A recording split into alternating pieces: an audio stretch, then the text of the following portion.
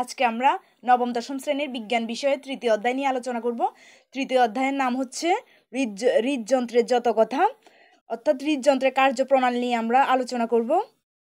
রক্ত। এখন রক্ত জিনিসটা কি?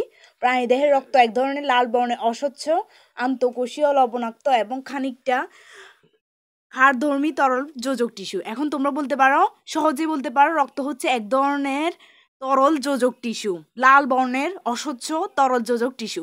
তারপর মানুষের ওজনে 8% হচ্ছে রক্ত। মানুষ এবং অন্যান্য মেরুদণ্ডী প্রাণীদের রক্ত লাল রঙের। রক্ত কেন লাল রঙের হয়? কারণ হিমোগ্লোবিন নামে লৌহ গঠিত প্রোটিন জাতীয় পদার্থ থাকার কারণে রক্তের রং হয় লাল। রক্ত সাধারণত রক্তের হিমোগ্লোবিন অক্সিজেনের সাথে যুক্ত হয়ে অক্সিহিমোগ্লোবিন যৌগ গঠন করে অক্সিজেন পরিবহন করে। অক্সিজেন পরিবহন করে কিভাবে? হিমোগ্লোবিন অক্সিজেনের সাথে যুক্ত হয়ে অক্সিহিমোগ্লোবিন যৌগ গঠন করে অক্সিজেন পরিবহন করে। আর কার্বন ডাইঅক্সাইড পরিবহন করে কিছু পরিমাণ কার্বন ডাইঅক্সাইড হিমোগ্লোবিনের সাথে যুক্ত হয়ে, হিমোগ্লোবিনের সাথে কার্বন ডাইঅক্সাইড যুক্ত হলে সেটা কার্বন ডাইঅক্সাইড যুক্ত রক্ত পরিবাহিত করে। আর যদি অক্সিজেনের সাথে যুক্ত হয় তাহলে অক্সিহিমোগ্লোবিন যৌগ গঠন করে অক্সিজেন পরিবহন করে। রক্তের উপাদান ও এদের কাজ সম্পর্কে জানবো। রক্তের প্রধান উপাদানগুলো হচ্ছে রক্তরস বা প্লাজমা, অর্থাৎ রক্তরসকে প্লাজমা নামে অভিহিত করা হয়, এবং রক্তকণিকা। সমগ্র রক্তের অর্থাৎ 100%-এর মধ্যে 55% রক্তরস এবং বাকি 45% হচ্ছে রক্তকণিকা। এই বিষয়টা তোমরা কোনটা কত পার্সেন্ট সেটা মনে রাখবা, কারণ এটা এমসিকিউতে আসতে পারে। তারপর রক্তরসকে আলাদা করলে সেটি হলুদ বর্ণের দেখায়, এই দেখো হলুদ বর্ণের। এবং রক্তকণিকা রক্তরসে ভাসমান থাকে। রক্তকণিকা সম্পর্কে আমরা এখনই আলোচনা করব। কণিকা নিয়ে আলোচনা করার আগে আমরা রক্তরস বা প্লাজমা সম্পর্কে জেনে নিই। রক্তরস বা প্লাজমা হচ্ছে রক্তের তরল অংশকে প্লাজমা বলে।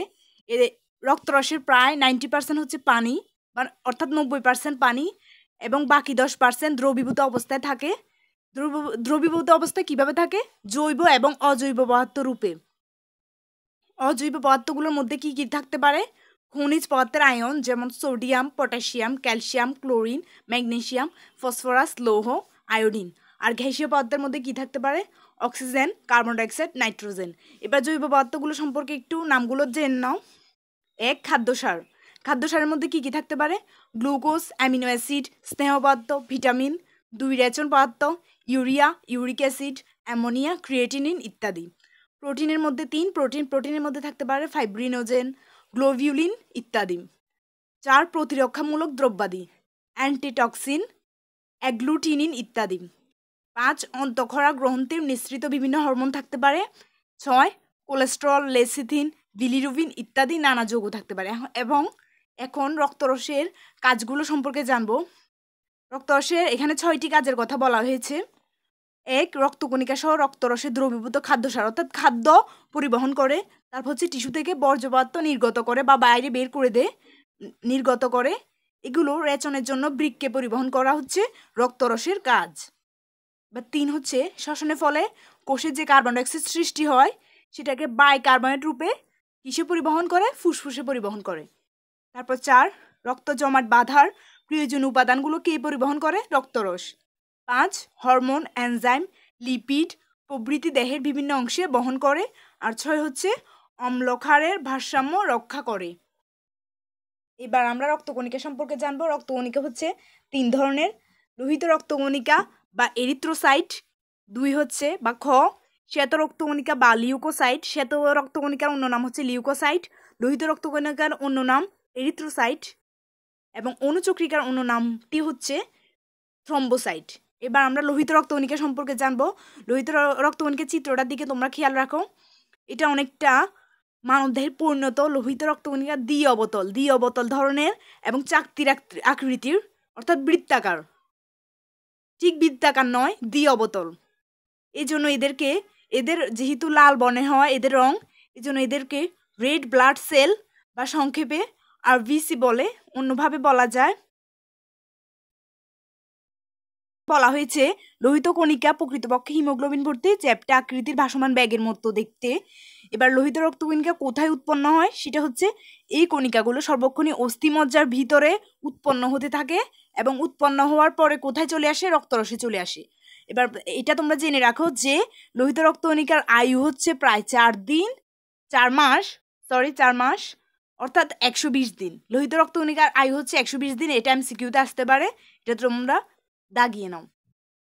এবার আমরা লোহিত রক্তকণিকা কোথায় সঞ্চিত থাকে? ফ্লিহাতে সঞ্চিত থাকে এবং তাৎক্ষণিক প্রয়োজনে ফ্লিহা থেকে কোথায় চলে আসে? লোহিত কণিকা রক্তরসে সরবরাহ হয়, জমা থাকে ফ্লিহাতে এবং ফ্লিহা থেকে লোহিত কণিকা রক্তরসে সরবরাহ হয়। এবার এখানে বিভিন্ন বয়সের মানবদেহে প্রতি ঘন মিলিমিটার রক্তে লোহিত কণিকার সংখ্যা কেমন এটা তোমরা মার্ক করে বা পড়ে নিতে পারো, কারণ এমসিকিউতে আসতেও পারে, নাও আসতে পারে, তোমরা এটা পড়ে নিতে পারো। এবার আমরা লোহিত রক্তকণিকার কাজ সম্পর্কে জানবো। লোহিত রক্তকণিকার প্রধান কাজ কি কি? দেহের প্রতিটি কোষে অক্সিজেন সরবরাহ করবে কে? লোহিত রক্তকণিকা। 2 হচ্ছে নিষ্কাশনের জন্য কিছু পরিমাণ কার্বন ডাইঅক্সাইডকে টিস্যু থেকে ফুসফুসে পরিবহন করা, অর্থাৎ নিষ্কাশনের জন্য মানে বাইরে বের করে দেওয়ার জন্য কার্বন ডাইঅক্সাইডকে টিস্যু থেকে ফুসফুসে বহন করা লোহিত কণিকার কাজ। 3 হচ্ছে হিমোগ্লোবিনের সাহায্যে রক্তের অম্লক্ষারের সমতা বজায় রাখবে, টিস্যু থেকে ফুসফুসে কার্বন ডাইঅক্সাইড পরিবহন করবে এবং অক্সিজেন সরবরাহ করবে। শ্বেত রক্তকণিকা সম্পর্কে জানবো, তার আগে জানিয়ে দিই আমরা কি কি পড়েছি। লোহিত রক্তকণিকার কাজ হচ্ছে অম্লক্ষারের সমতা বজায় রাখা, অক্সিজেন সরবরাহ করা এবং কি নিষ্কাশিত করা? Carbon dioxide. এবার শ্বেত রক্তকণিকার অন্য নাম হচ্ছে লিউকোসাইট। শ্বেত রক্তকণিকার কোনো আকার নেই, এগুলো হিমোগ্লোবিন বিহীন, এই জন্য দেখতেছো এটা হচ্ছে অনেকটা নিউক্লিয়াস যুক্ত বড় আকারের কোষ। শ্বেত রক্তকণিকা গড় আয়ু হচ্ছে 1 থেকে 15 দিন। হিমোগ্লোবিন না থাকা এদেরকে কি বলা হয়? হোয়াইট ব্লাড সেল বা WBC বলা হয়। কাকে? শ্বেত রক্তকণিকাকে, কারণ এদের মধ্যে কোনো ধরনের হিমোগ্লোবিন থাকে না। শ্বেতকণিকা আর সংখ্যা হচ্ছে, শ্বেতকণিকার সংখ্যা রেড ব্লাড সেলের তুলনায় অনেক, হোয়াইট ব্লাড সেলের সংখ্যা হচ্ছে RBC অর্থাৎ রেড ব্লাড সেলের চেয়ে কম, অর্থাৎ লোহিত রক্তকণিকার সংখ্যা বেশি, শ্বেত রক্তকণিকার সংখ্যা কম। আর এরা ফ্যাগোসাইটোসিস প্রক্রিয়ায় জীবাণুকে ধ্বংস করে। কোন প্রক্রিয়ায়? শ্বেত রক্তকণিকা জীবাণুকে ধ্বংস করে, ফ্যাগোসাইটোসিস। তারপর শ্বেতকণিকাগুলো রক্তরসের মধ্য দিয়ে নিজেরা চলতে পারে। তারপর হচ্ছে এরা রক্তজালিকার, কোন জালিকার মধ্য দিয়ে করতে পারে? সেটা হচ্ছে রক্তজালিকার মাধ্যমে শ্বেত রক্তকণিকা প্রাচীর ভেদ করতে পারে। দেহ বাইরের জীবাণু দ্বারা আক্রান্ত হলে দ্রুত শ্বেতকণিকার সংখ্যার বৃদ্ধি ঘটে। এবার দেখো, মানব দেহে প্রতি ঘন মিলিমিটার রক্তে শ্বেতকণিকার সংখ্যা হচ্ছে 4 থেকে 10,000। আর অসুস্থ মানব দেহে এই সংখ্যা বেড়ে যায়। শ্বেতকণিকায় ডিএনএ থাকে, এর মানবদেহে প্রতি ঘন মিলিমিটার রক্তে 4 থেকে 10,000 এর পরিমাণ। আর এর গড় আয়ু হচ্ছে 1 থেকে 15 দিন। একে সংক্ষেপে WBC বলা হয়।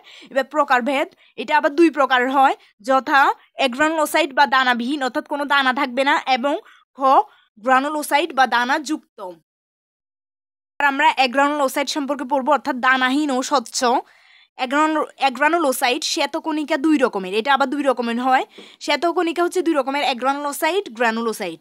আবার অ্যাগ্রানুলোসাইট 2 রকমের, সেটা হচ্ছে লিম্ফোসাইট ও মনোসাইট। এবার লিম্ফোসাইট দেহের লিম্ফ নোড, টনসিল, ফ্লিহা ইত্যাদি অংশে এরা তৈরি হয়। লিম্ফোসাইটগুলো বড় নিউক্লিয়াস যুক্ত কিন্তু ছোট কণিকা। আর মনোসাইট হচ্ছে ছোট ডিম্বাকার ও বৃক্কাকার নিউক্লিয়াস যুক্ত বড় কণিকা। এটা ছোট ডিম্বাকার বৃক্কাকার বড় কণিকা, আর লিম্ফোসাইট হচ্ছে ছোট কণিকা।